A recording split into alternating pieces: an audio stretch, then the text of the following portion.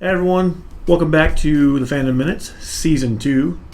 Now, if you remember last time, we did our little spin the wheel to figure out what the first episode of Season 2 is going to be. And that, unfortunately, was My Little Pony. Yep, we spun that wheel of fandom and it landed on My Little Pony. So, I don't personally know anything about it. Matt, on the other hand, is something of a professional. I don't know if I would go professional. That's a little far. So we're gonna let him take over on the reins of this one and teach us a lesson or two. Okay, so I've done my research over the My Little Pony fandom over the week, and so like I said, I already knew a little bit about it. I've actually watched some of the My Little Pony Friendship is Magic show because I had an ex that liked to watch it, and so spend time with me, watch this show with me, and so I'm supportive. I was the supportive boyfriend, and I watched My Little Pony. Aww.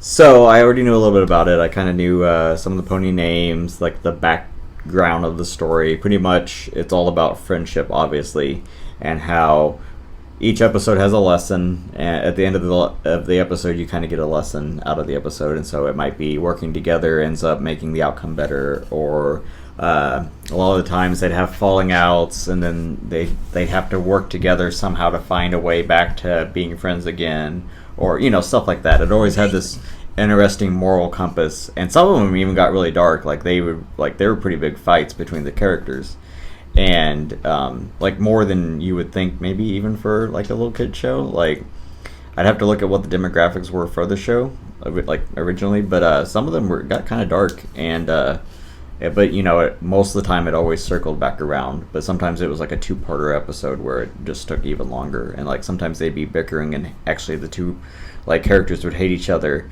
and they had this magical map that would tell them what ponies had to go where. So even if the other ponies wanted to go, they couldn't. They had to follow the map, and sometimes it would pair the two ponies that were fighting to go together.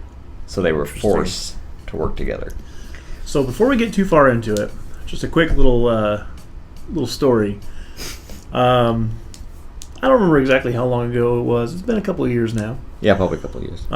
Old Brian, a buddy of ours, the third member of the Fandom Minutes. Yep. He messaged us, and we were all talking about what we were doing for the day and stuff, and Brian was watching My Little Pony with his daughter, who happened to like it. And Matt throws back out at us, "Oh, I watched that too. Who's your favorite?" I've never seen it, so I didn't have a favorite. I believe if I remember, Brian's reply was, "I don't have a favorite. I'm watching it because my daughter wants to watch it." And then I think the next reply was, "And why do you have a favorite?" Or something to that effect. I believe it was, "Do you have a favorite?" Or do you said, "Yeah, my favorite is..." Who did you say it was? I think it was Applejack. I think is who I said it was. Well, we'll throw that picture up right here. Yeah. Here, right. This region here. Yeah. Somewhere. But, that was just a quick little story before we get into it. Yep. But go ahead and take us down this little rabbit hole that is My Little Pony. So, My Little Pony is actually older than we are. No way.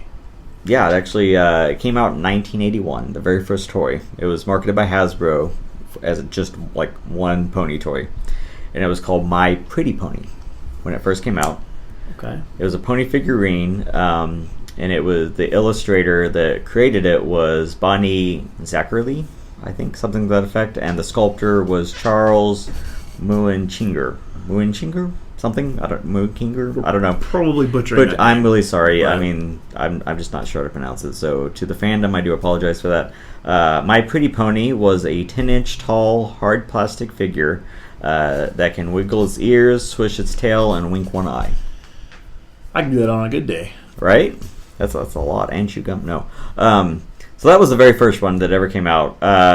Following the original My Pretty Pony toy that was introduced in 1981, My Little Pony was launched in 1982 the next year, and the line became popular during the 1980s.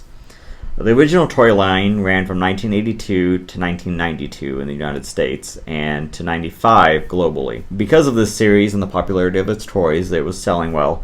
It spun off 2 animated specials, an animated feature-length film, and 2 animated television series, both produced during the period of up until 1992. So we'll give you a couple clips from those. So these are the original animated movie and animated series. Okay, so now that you've seen that kind of old animated style, we go a little bit into the future, and My Little Pony is... Oh, this is still in the 80s. So actually, My Little Pony is often complained about for promoting consumerism. So when the media adaptations of the franchise debuted back in the day, the ones we just showed you, there was much controversy in the United States about it because they didn't want television advertising targeted at children. That was back early on.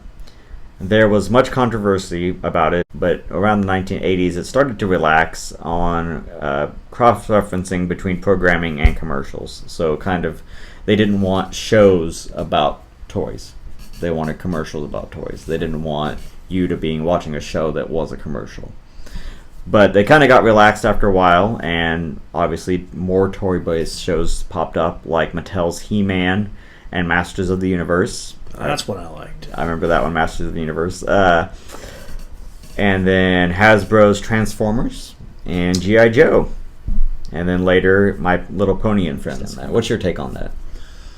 I don't know. It's one of those things that, it's hard to say based on back then as to now. Yeah. Nowadays, it seems like everything is a marketing tactic. Yeah. So it's hard to even think like that. Right. Yeah. So I don't know. With you guys. The next thing is the first incarnation's popularity peaked in the 90s, but the following year Hasbro decided to discontinue the toy line due to the increased competition, like He-Man and Transformers and them. So it just wasn't holding up to the competition. But 150 million ponies were sold in the 1980s. Damn. Yeah. So it kind of took a hiatus for a while. They tried bringing it back in 97 and it flopped. It just did not work. But the brand saw a new popularization revival in 2003. So with the toys that more closely resembled the original toy line compared to the 1997 one, they kept it closer to the original, and I think that helped. Which sold approximately 100 million pony toys globally by 2010. Hasbro launched the 4th incarnation of the franchise. Like I said, they had their first 2, which were good ones. Their 3rd one bombed, and this was their 4th try. 4th gen. 4th gen. My Little Pony. Yep. So Hasbro launched the 4th generation of the franchise in 2010, which started with the animated series, My Little Pony Friendship is Magic. And that's the one that most people know today, which has ended. It finally ended on October 12th, 2019. So the show just wrapped up. The brand grossed over $650 million in retail sales just in 2013, and over $1 billion annually in retail sales in 2014 and 2015. Wow, that's kind of impressive. Yeah. So the current incarnation of My Little Pony, unofficially known as Generation 4, was launched in 2010. It is set in the fictional location named Equestria, which Equestria. Yeah, which say is that 5 times fast. Yeah, which is like a play on what is it, Equestria or something like that, which is the horse. So it's a play on. Oh, okay. Anyways, and the main characters include Twilight Sparkle, Spike, which is a dragon, Rainbow Dash, Pinkie Pie, Applejack, Rarity, and Fluttershy, which are the main characters. The television series My Little Pony Friendships is Magic theatrical film, so it even made a film, My Little Pony, the movie, as well as other related media accompanying the current lineup. The era generated a fandom among grown-ups with the success of the television series. So we're getting to that in a sec, but they made a spin-off, which was called My Little Pony Equestria Girls, which launched in 2013. Now, what is that? So in this one, I've actually had to watch this movie. So it's got the ponies. They're in the pony world. Well, they need to come to our world to save it.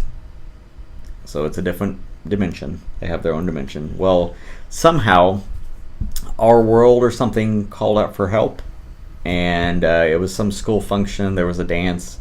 But anyways, at this high school, there was, bad stuff going on. Like, I think something evil got from their world to ours. And so to save our world, they had to go to our world. Well, when they passed through the dimension, they turned into humans. And so, yeah. So they were actually human ponies.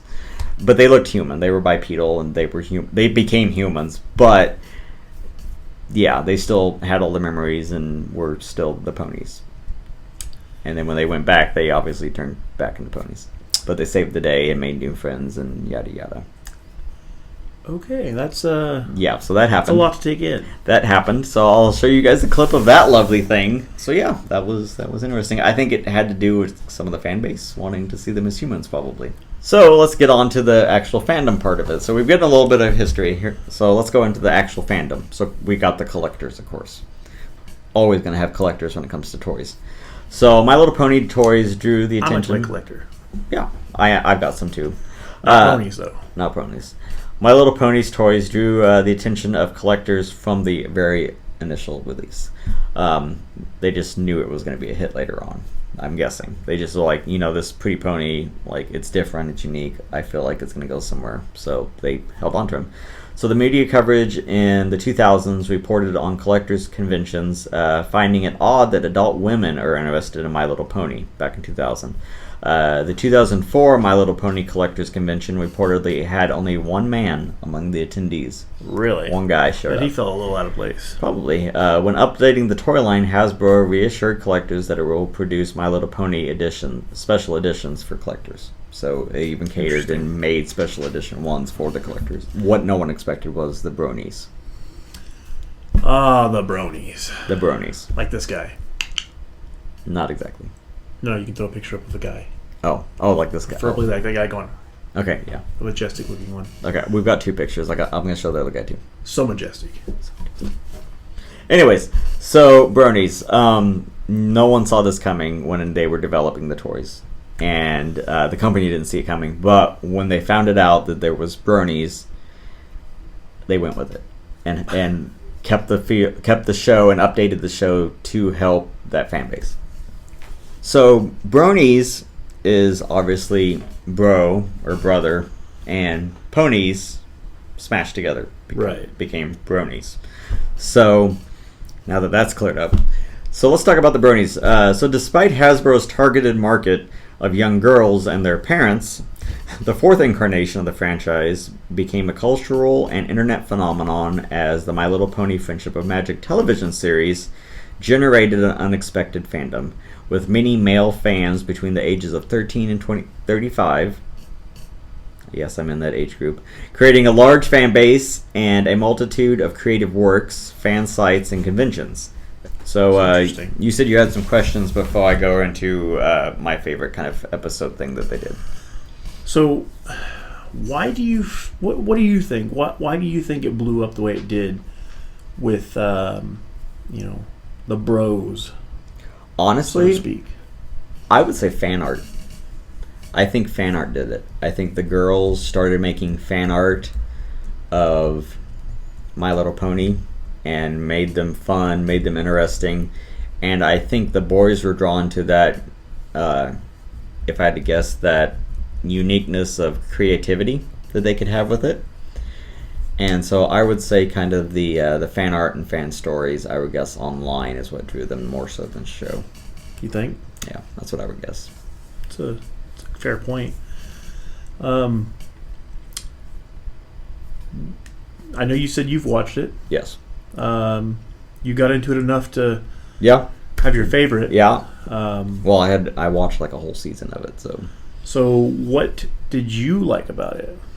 The thing like I said, was that some of the stories were a little bit deeper, and I liked that there was a nice meaning to each one. It wasn't just, how sometimes we have shows now where it's just slap gung-ho craziness that has like Family Guy. I mean, I love Family Guy. Don't get me wrong, but most of the time it doesn't have a moral compass. You know, it doesn't. There's nothing. There's no lesson. You know, and they even bring that up in the show that there's absolutely no lesson for Family Guy. And so, you know, as this being for kids, you know, and stuff mainly, I liked that it kind of had this moral compass and kind of was like teaching, you know, how to be taught them how to be friends, how to be good friends, how you should treat your friends, how to respect others, how to help others, and they were always going out helping people, and it was always about helping their fellow pony. So I thought that was kind of cool. So I know you mentioned the main characters. Are there other ones? Are there like new ones all the time? Yes. Is there always a set group? So is it very Transformers-like, or? There is a set group, of course, and then even set subgroups, you know, where they've got reoccurring characters. But yeah, so there's this whole kingdom of Equestria. I mean, it's huge. And so they go to other towns that they've literally never been to. And so there'll be brand new whole set of town characters just for that one episode. And then you might not ever see those characters again. Interesting. So yeah, they all are, you know, their basic pony designs. So all the designs mainly stay the same, you know, body shape and whatnot. But yeah, they'll throw in different colors, and each one, of course, has its own cutie mark. Oh, and another thing, when it comes to the cutie mark that just popped in my head, is they're not born with it. I don't know if you knew that. I did not know that. The ponies are not born with it, they have to earn it. Okay, so what exactly is did you call it a cutie pie? A cutie mark. Cutie mark. What is a cutie mark? It's like a beauty mark? Kind of, yeah. It's a play on beauty mark. So you know how like Marilyn Monroe had the little mole here that was like her beauty mark. Not sure really how that worked, but that was a thing. So anyway, they took beauty mark and called it cutie mark, and it's pretty much, you know how when you have a horse and you'll stamp it with a brand. A brand. It's a branding, but not in a dangerous branding. It's a magical branding. Okay. So think of it as that aspect. What determines what they get? So it depends on what they're good at. So they have to, and that again, this is part of the show. Like some of the young ones are like really freaking out because you're supposed to have your cutie mark by a certain age, and they don't get it. And so there's certain ones that are, you know, hitting their teenage years and they're not getting their mark, and so they have to go on like like how the Indians went on soul finding quests. So much the same way that kids these days stress about what they're going to do after high school. Exactly. And that time comes and they still haven't figured it out. Yep. Yeah, so see, it kind of has that relatability to it. And so they'll go on a soul quest, kind of like, you know, like how the Indians went, and the child would have to go off on their own and find their inner, you know, meaning. The well days are like that too. Yeah. So yeah, it's kind of like that, and so they'd have to go off and find their meaning, and sometimes they'd come back and still not have it, and that would get them even more down. But the long story short is they always find it, and then once they do find whatever they're good at or whatever they're meant to do, like obviously Rarity, for example, hers is like a diamond, and what she's good at is making people pretty. So she sells jewelry, she sells makeup, she sells fashion. She's all about the fashion scene. So think a model. She's like a model. She's super beautiful, super glamorous, always on the runway, always selling her products, has her own store, and she's called Rarity, and her mark is a diamond. Okay, that being said, what would be your cutie mark? Ooh. So if mine would probably have to be like, because I love art, so it'd probably be like a pencil or a paintbrush with, say, I don't know, like a gaming controller or some type of ghost hunting equipment. Maybe a ghost and a brush or something like that would be kind of cool. Cool. What about yours? What would yours be? I think you made an example, didn't you? Actually, can we pop that up? So this is the one I created.